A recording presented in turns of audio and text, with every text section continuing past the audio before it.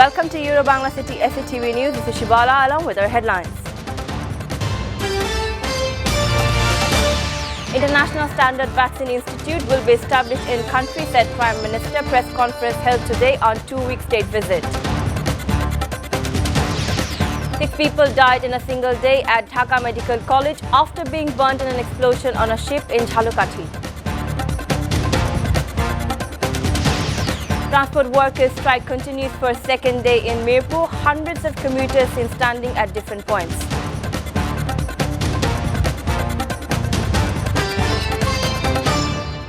Prime Minister said that the government has a plan to establish an institute with international standards in their country aiming to produce vaccine in order to prevent various viruses including coronavirus. She said this that the incumbent government is planning to formulate a vaccine policy. The Premier made the disclosure while replying to a question from Member of Parliament Anwar Hussain Khan during the question and answer session in Parliament.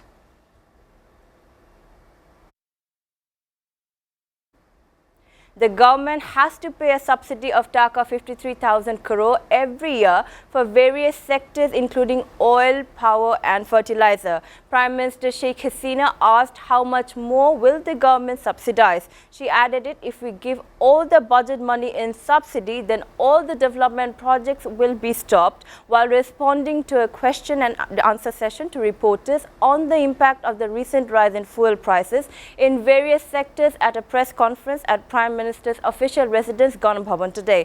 At the time, the Premier said, we have repeatedly provided assistance to everyone during the corona period. It has been taken measures to keep the factories, trade and commerce active. It has been given incentives in different sectors. We have given steps to reduce inflation. We are doing everything. We have to buy oil. The people have to subsidize the purchased oil again.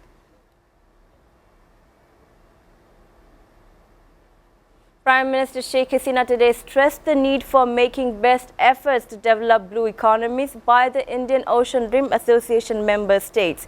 IORA member countries should put all-out efforts to develop the blue economy, said the Premier, while a delegation of 12 IORA member countries had a meeting with her at the Prime Minister's office in the capital. Prime Minister's Press Secretary SNL Karim briefed after the meeting. However, Bangladesh has the next chair of the IORA is hosted the 21st IORA Council of the Ministers meeting in Dhaka today. Death toll rose to 6 from the explosion in an oil tanker in Jhalokati's Sugandha River. 5 injured staff of the tanker died at the Sheikh Hasina National Institute of Burn and Plastic Surgery in Dhaka. Chief Coordinator of Sheikh Hasina National Institute of Burn and Plastic Surgery confirmed the matter. Earlier on Friday morning, an explosion took place on an oil tanker vessel, Sagar Nandini 3, in Sugandha River, leaving 1 crew dead and 7 others burnt. At the time of explosion, the vessel was near Podda Oil Company off the bank of the river.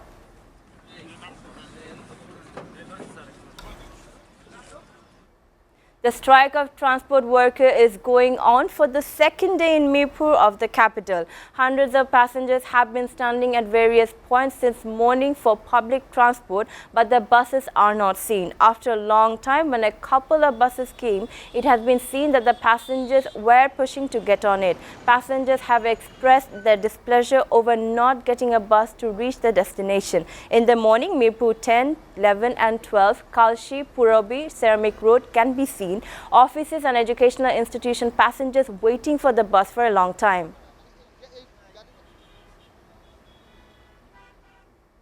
The first ever metro rail of the country will begin carrying passengers in the capital by December 2022 with Uttara Agargarh route, said Man Siddiqui, Managing Director of Dhaka Mass Transit Committee Limited yesterday. He said the relevant test runs on the Uttara Agargarh segment of the Mass Rapid Transit Line 6, which will run from Uttara North to Kamlapur, and other work is expected to be completed by that time. On the press tour in Uttara yesterday, organized by the Embassy of Japan in Bangladesh, it was seen that work was progressing, including test runs and other relevant activities. A select group of journalists was taken to the under-construction Uttara North Station, where they were given a demonstration of a running train and given access inside the train to see the interior and other amenities. However, Siddique was cautious with respect to the time frame, referring to the ongoing COVID-19 pandemic.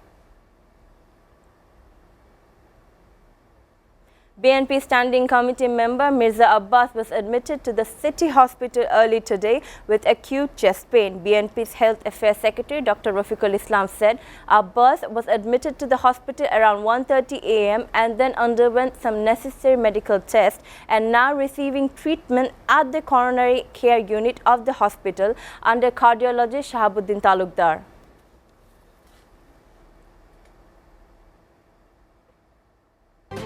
Now international news. A Russian brokered ceasefire was holding today at the Armenian-Azerbaijan border, officials said a day after deadly clashes between the armed forces sparked fears of another flare-up in the territorial dispute. Today's clashes between Armenian and Azerbaijan troops left 8 soldiers dead in the worst fighting since last year's war over long-disputed Nagorno-Karabakh region. Today's fighting ended in the evening after mediation by Russia's defense minister Sergei Shoigu. Baku's defense ministry said 7 servicemen died and 10 more were wounded in the clashes provoked today by Armenians. Clashes erupted between stranded refugees and Polish border guards at the Polish-Belarusian border yesterday. Water cannon, tear gas are used in extreme cold to stop human flow. Immigrants tried to cross the barbed wire by throwing stones. The European Union has said in a statement that Alexander Lukashenko's government is pushing immigrants to cross the border to put pressure on the alliance. EU is ready to impose strong sanctions on Belarus soon. In last few days, despite bilateral talks and repeated calls, the Belarusian administration is not moving. Polish border agency claims that more than 5,000 immigrants have gathered at the border this month. Last year, the number was only 7.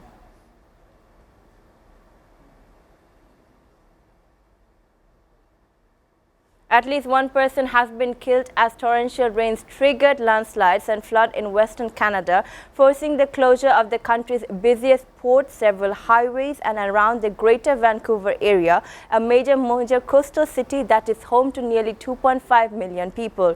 Reports said 2 more people are missing. Port authorities said yesterday they had suspended rail routes operated by Canada's 2 largest rail companies, Canadian Pacific Rail and Canadian National Railway, because of the floods. Nearly 300 people trapped by the mudslides were rescued by helicopters in British Columbia late on Monday. The towns of Chilliwack and Abbotsford, east of Vancouver, also ordered partial evacuations yesterday.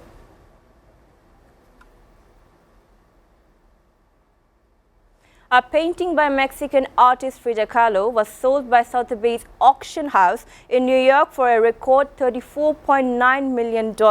It is the highest price paid at auction for a Latin American artwork. Kahlo's painting Diego Yo was one of her final self-portraits. The work depicts a tearful Kahlo with her husband Rivera painted above her eyes. It was described at the auction yesterday as one of the most important works by Kahlo ever to come to auction. The buyer has been identified as Eduardo F. Casantini, who founded a museum in Argentina.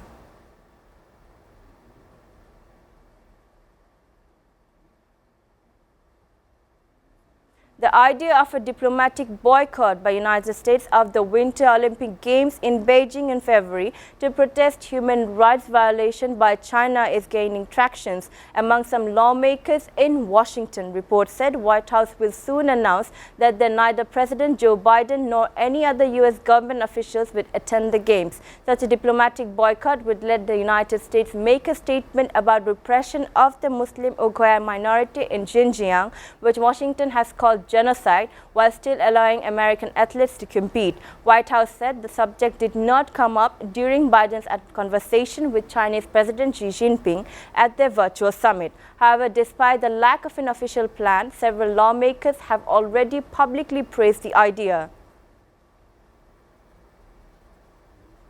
Now sports news. Argentina confirms World Cup in Qatar as second team in Latin America's Caloni side drew 0-0 with Brazil in the Super Clasico today. Ecuador lost to Chile by 2-0 in the match on the day. Match between the two eternal rivals was hot from the beginning in this match today morning. Both teams play fouls in the match. Brazil has already been confirmed to play in the main round of the World Cup. Today, the opportunity was Argentina. However, Lionel Messi could not win with Brazil at home. Argentina drew 0-0 with arch rivals in the Latin American World Cup qualifiers. Argentina captain Lionel Messi was seen ruled out of the match due to foot injury.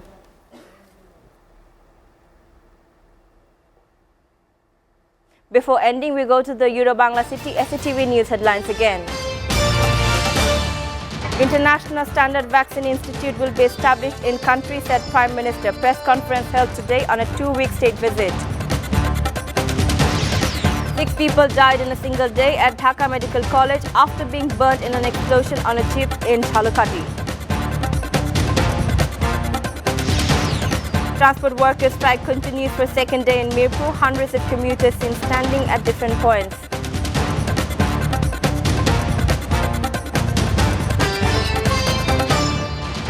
Up to date so far here on Euro-Bangla City SATV News, and to know the latest news, visit www.satvtv.tv. Stay with SATV.